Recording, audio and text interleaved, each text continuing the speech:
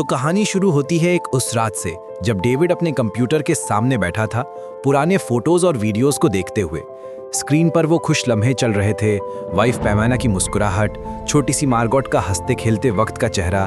पर रियलिटी कुछ और ही थी, क्योंकि आज ये सब सिर्फ यादें बन चुकी थी। पैमाला कुछ साल पहले कैंसर से गुजर गई थी और उस दिन के बाद से डेविड की दुनिया बिल्कुल बदल गई थी। एक वक्त था जब उनका घर हंसियों से भरा रहता था, पर पैमाला के जाने के बाद सब कुछ बेजान सा हो गया। डेविड ने पूरी कोशिश की अपनी बेटी मार्गोट को खुश रखने की, पर चाहे जितनी कोशिश कर लो, माँ की कमी किसी तरह पूरी नहीं हो सकती।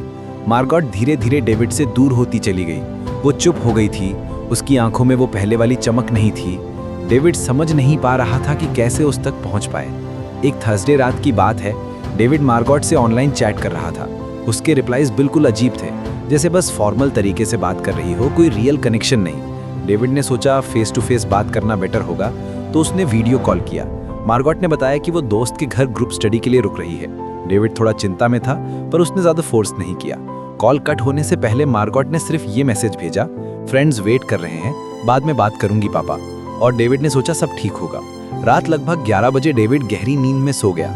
उस दौरान मार्गोट ने 3 बार उसको कॉल किया, पर डीप स्लीप के चक्कर में डेविड की आंखें नहीं खुली। सुबह जब उसने फोन देखा और मिस्ड कॉल्स के नोटिफिकेशंस देखे, उसने तुरंत कॉल बैक किया, पर हर बार फोन स्विच ऑफ आया। डेविड ने सोचा स्कूल में होगी और बैटरी डेड होगी, तो ज्यादा परवाह नहीं की। पर जब शाम तक मार्गोट घर वापस नहीं आई, तब डेविड का दिल घबराने लगा। सबसे पहले उसने मार्गोट के पियानो टीचर शाहिनियन से कांटेक्ट किया। उन्होंने बताया कि मार्गोट ने पियानो क्लासेस छोड़ी हुई थी 6 महीने पहले। डेविड सुनकर हिल गया, क्योंकि वो तो अब तक रेगुलर फीस भेज रहा था। अब उसे लगा कि कुछ तो गलत है। उसने तुरंत स्कूल में कॉल किया और वहां से पता चला कि मार्गोट उस दिन स्कूल आई ही नहीं थी। ये सुनकर डेविड की जान जैसे रुक गई। सब कुछ उल्टा हो रहा था और रीजन समझ नहीं आ रहा था। डेविड ने अपने भाई पीटर को मैसेज किया। पीटर ने बोला कि पहले मार्गोट के रियल फ्रेंड से बात करो। पर प्रॉब्लम ये थी कि डेविड के पास किसी भी दोस्त का नाम या नंबर नहीं था। मार्गोट के सोशल मीडिया अकाउंट्स भी प्राइवेट थे, तो वो किसी को देख नहीं पा रहा था। तब उसको याद आया पैमेला का पुराना कंप्यूटर, शायद मार्गोट ने कभी यूज किया हो और कुछ क्लूज मिल जाएं। डेविड ने कंप्यूटर खोला और कॉन्टैक्ट सर्च करने लगा। वहां एक नंबर दिखा, आइजैक। मार्गोट ने उसके नाम पर लिखा था गुड फ्रेंड। डेविड ने तुरंत कॉल किया। आइजैक की मॉम ने बताया कि आइजैक माउंटेन्स में कैंपिंग ट्रिप पर गया है और शायद मार्गोट भी उसके साथ हो। डेविड ने थोड़ा सुकून लिया, पर सुबह जब आइजैक से बात की, उसने क्लियरली बोला कि मार्गोट ट्रिप पर नहीं थी। ये सुनकर डेविड के पांव तले जमीन खिसक गई। तुरंत पुलिस को कॉल करके मिसिंग रिपोर्ट फाइल की। पुलिस ने अश्योर किया कि मार्गोट को ढूंढा जाएगा और एक डिटेक्टिव भी असाइन होगी। थोड़ी देर बाद डेविड को कॉल आया। हेलो मिस्टर डेविड, मैं डिटेक्टिव रोजमेरी विक। डेविड ने उसके बारे में रिसर्च की और पता चला कि वो काफी केपेबल ऑफिसर है। इससे थोड़ा कॉन्फिडेंस आया, पर डेविड ने डिसाइड किया कि वो खुद भी सर्च करेगा। सबसे पहले उसने मार्गोट का स्कूल लैपटॉप खोला। अकाउंट्स लॉक्ड आउट थे, पर डेविड ने फॉरगॉट पासवर्ड यूज करके सारे अकाउंट्स रिकवर किए। फिर उसने फेसबुक चैट्स और कॉन्टैक्ट्स पर डिटेल्ड इन्वेस्टिगेशन स्टार्ट की। उसने एक एक्सेल शीट बनाई जिसमें नोट किया कि किसने कब मार्गोट से बात की, कहाँ था वो थर्सडे को और क्या कुछ अनयूजुअल दिखा।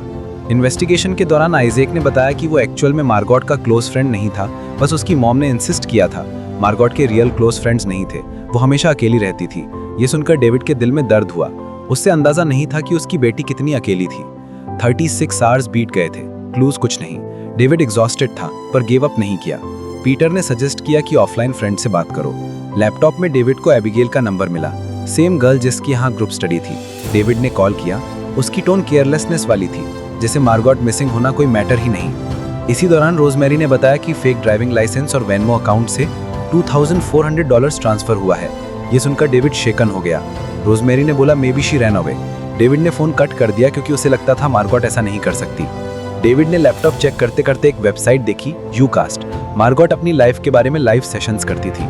उसने सेव्ड वीडियोस देखे और एक चीज रिलेंटलेसली रिपीट हो रही थी, हर लाइव चैट में एक आईडी, फिश एंड चिप्स। उसने फर्दर चेक किया तो पता चला उसका नाम हैना है। वो लाइफ स्ट्रगल्स के बारे में बात करती थी, mother cancer, part time job, father force quitting studies. ये सब सुनकर मार्गोट इमोशनली अटैच्ड हो गई थी। रोजमेरी ने कंफर्म किया कि सीसीटीवी के हिसाब से हैना रात रेस्टोरेंट में काम कर रही थी। डेविड ने रात करीब 2 बजे तक इन्वेस्टिगेशन कंटिन्यू की। उसने एक वीडियो देखी जिसमें मार्गोट लेक के पास बैठी थी। उसने इंस्टाग्राम चेक किया और लोकेशन आइडेंटिफाई हुई, Barbosa lake. Last known location से सिर्फ 5 मिनट का डिस्टेंस। डेविड ने बिना टाइम वेस्ट किए वहां चला गया। लेक के पास उसे मार्गोट का की रिंग मिला। उसका हार्ट बीट फास्ट हो गया। पुलिस और रोजमेरी वहां आए। लेक से कार निकाली गई। कार के अंदर ब्लड स्टेन्स थे और एनवेलप में $2500 थे। मीडिया फ्रेंजी स्टार्ट हो गया। रोजमेरी ने केस को किडनैपिंग डिक्लेयर कर दिया। सोशल मीडिया पर #FindMargot ट्रेंड करने लगा। लोग जिन्होंने कभी बात भी नहीं की थी अब ट्रेंड का हिस्सा बनने को दोस्त बनने लगे। फिर फेसबुक पर डेरेक नाम वाले लड़के ने कमेंट किया कि मार्गॉट उसके साथ रात बिताई। डेविड गुस्से में ओक फेयर थिएटर पहुंचा और उसे कॉन्फ्रंट किया। डेरेक ने डिनाई किया और डेविड ने उसे मार दिया। रोजमेरी ने डेविड को वार्न किया कि अब वो केस से दूर रहे, पर डेविड ने नहीं माना। लैपटॉप पर न्यूज़ फोटोज देखते वक्त उसने नोटिस किया पीटर की टी-शर्ट कार में पड़ी थी। उसने तुरंत पीटर के चैट हिस्ट्री चेक की। मैसेजेस से लगा कि पीटर और मार्गॉट कुछ अजीब टाइप कांटेक्ट में थे। डेविड ने सोचा पीटर ने शायद मार्गॉट को हार्म किया। उसने कैमरा सेटअप करके पीटर को घर बुलाया और कॉन्फ्रंट किया। पीटर ने एक्सेप्ट किया कि वो सिर्फ मैरिजुआना जॉइंट शेयर करते थे जब मार्गॉट डिप्रेस्ड होती थी। पियानो क्लासेस इसलिए छोड़ी क्योंकि वो मॉम को मिस करती थी जब भी पियानो बजाती थी। उसने डेविड को बताया कि वो बस इमोशनल सपोर्ट देता था। डेविड ने फील किया कि उसने गलत सोचा। तभी रोजमेरी का कॉल आया। उसने बताया कि रैंडी कैटऑफ कन्फेस कर चुका है और मार्गॉट नो मोर है, और फिर सुसाइड कर ली। डीएनए भी मैच हो गया। डेविड टूट गया। अगले दिन मीडिया ने रैंडी के बारे में बताया उसका क्रिमिनल पास्ट, पर डेविड के मन में डाउट्स थे क्योंकि उसने देखा कि सुसाइड वीडियो अनरियलिस्टिक लग रही थी। रात को डेविड को ईमेल आया मेमोरियल 1 से, फ्यूनरल स्ट्रीमिंग साइट। उसने वीडियोस अपलोड की और थैंक यू पेज पर हैना की मॉडल इमेज दिखा। और जब उसने बाद में रिसर्च की तो पता चला हैना मॉडल है इमेज सेलिंग साइट्स पर। ना वो स्कूल जाती है, ना उसकी मॉम कैंसर पेशेंट थी। और जब डेविड ने रोजमेरी का नाम लिया, हैना ने कहा कि उसने कभी बात ही नहीं की रोजमेरी से। यहाँ सब कुछ उल्टा पड़ने लगा। डेविड ने पुलिस को कॉल किया। एक ऑफिसर ने बताया कि रोजमेरी ऑफिशियली केस पर असाइन नहीं थी, वो खुद ही इन्वॉल्व हो गई थी। David shocked. उसने जब उसके रिहैब सेंटर के बारे में न्यूज़ देखी तो एक फोटो में रैंडी भी दिख रहा था उसके साथ, मतलब वो झूठ बोल रही थी। डेविड ने ये सब पुलिस को बताया और फिर फ्यूनरल हॉल पर पहुंचा। फ्यूनरल हॉल में रोजमेरी भी थी और पुलिस ने उसे सराउंड कर लिया। इंटेरोगेशन में रोजमेरी ने सब सच बताया। एक्चुअली उसका बेटा Robert he fish and chips fake ID के नाम से मार्गोट से कनेक्ट हुआ था। उसने इमोशनल स्टोरी बनाई थी जिससे मार्गोट अफेक्टेड हो गई और पियानो क्लास छोड़कर अपने वीकली पैसे उसे भेजने लगी। रॉबर्ट बाद में गिल्ट फील करके पैसा रिटर्न करना चाहता था।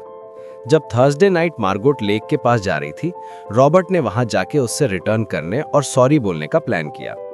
पर जब वो अचानक सामने आया, मार्गोट डर गई। उसने अटैक किया। रॉबर्ट को इंजरी हुई और ब्लड कार सीट पर लगा। मार्गोट भाग गई। रॉबर्ट ने चेस करके उसे वैली के पास रोका।